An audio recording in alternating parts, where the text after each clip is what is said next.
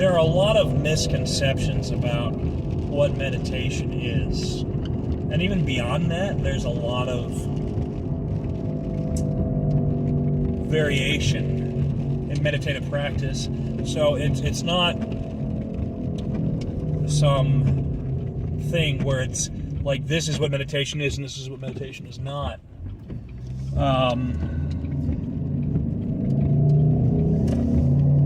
And just so you guys have some understanding of where I'm coming from, I have taken classes in meditation. I've studied meditation. I have years and years of experience in meditative practices.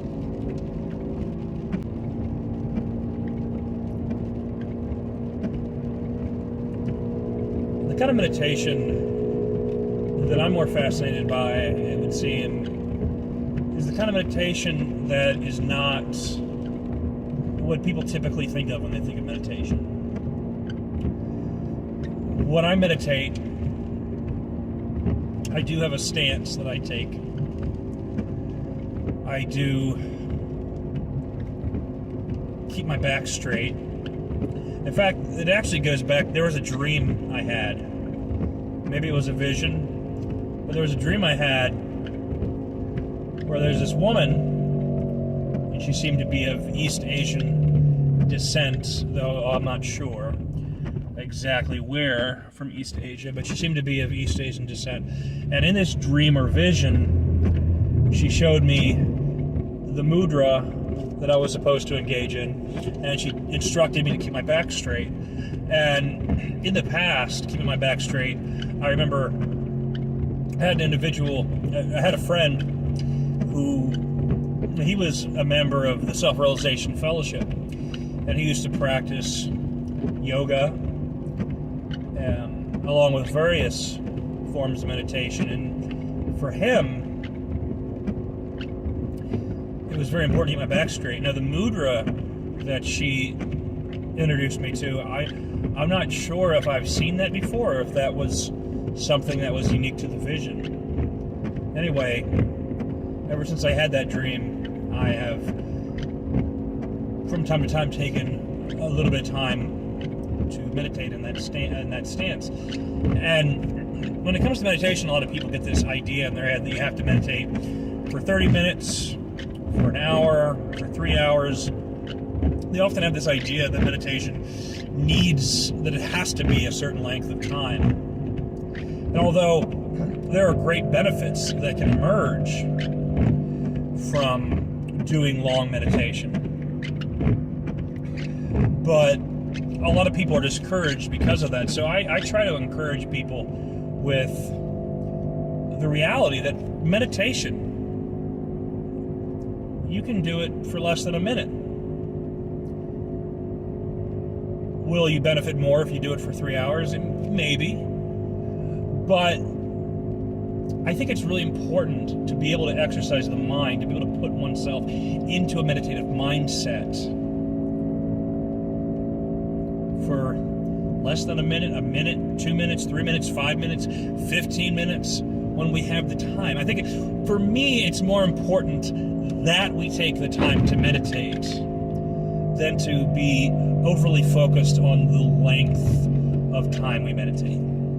And also, I want to kind of concentrate, I want to concentrate on this term meditation. In the West, it has certain connotations to it. And for me, meditation, I think a very simple way to define it is and it's not an easy word to define, but I would define it as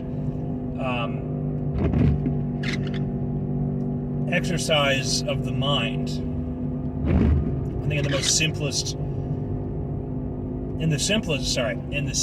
terms, that is what meditation is to me. And I would say that meditation, depending on what meditation is depends on who's defining it, right? Who's talking about it. It is largely a semantics game.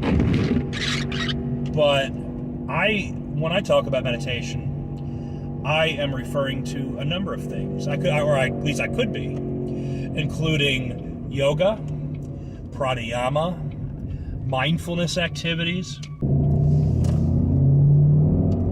along with prayer.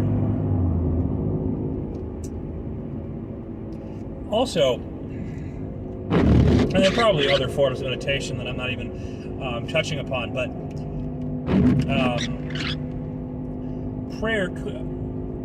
meditation could be emptying your mind of all thoughts. For a lot of people, that's what meditation is, but not necessarily.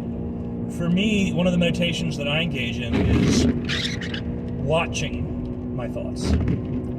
Becoming aware that what I am as the observer is something entirely separate from my thoughts. That thoughts are perhaps a byproduct of my mind, but I am not my thoughts. And I observe my thoughts, and I can also observe what my senses are telling me. And then thoughts become something almost like a sense, like something that's happening around you, but that you aren't directly a part of. Like I can feel the breeze of the air, but I don't identify with the air. I can feel the ground beneath my feet if I'm going around barefoot, but I am not that dirt or pavement. I am not the ground. I can hear beautiful music, but I am not the music. In the same way, when I'm observing my thoughts, I have to recognize that I am not the thoughts. They are something that happens around me, but they are not me.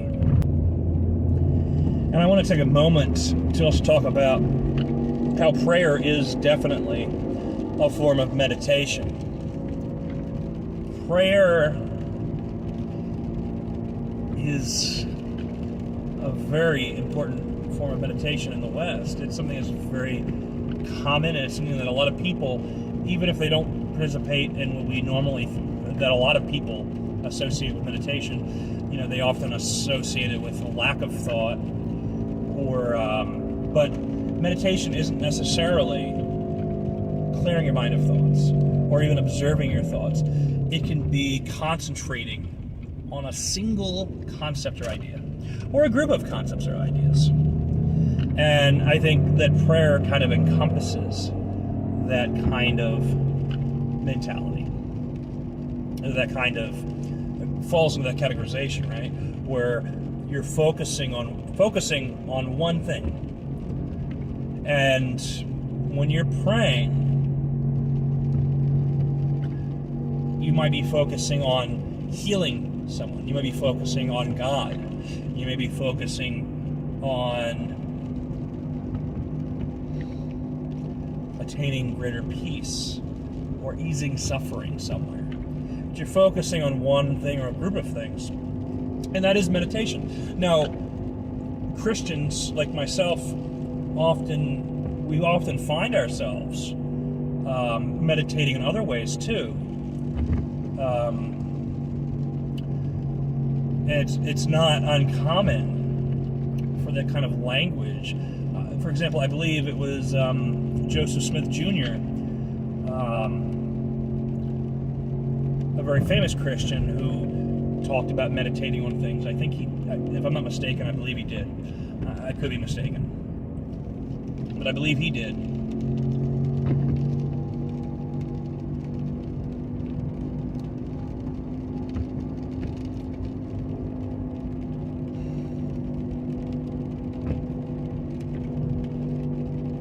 I've been meditating ever since I was very, very little. When it would rain, I'd meditate on the sound of the rain, on what they look like in the windows, the windshield wipers. Everything that happened to me in the natural world, and everything is part of the natural world, used to fascinate me, and it still does. Sometimes I find myself simply observing the world around me, and I become encapsulated. I find myself somewhere between some deeper reality and what a lot of us just take for granted. There's something innately beautiful about the world around us,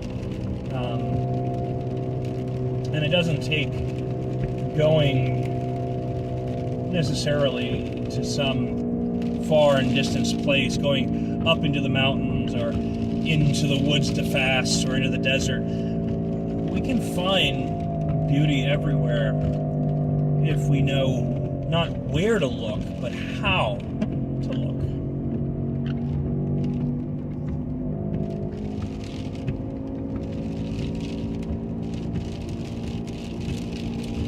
And yes, I would definitely include yoga in what I generally think of as meditation, especially if we include things like bhakti yoga.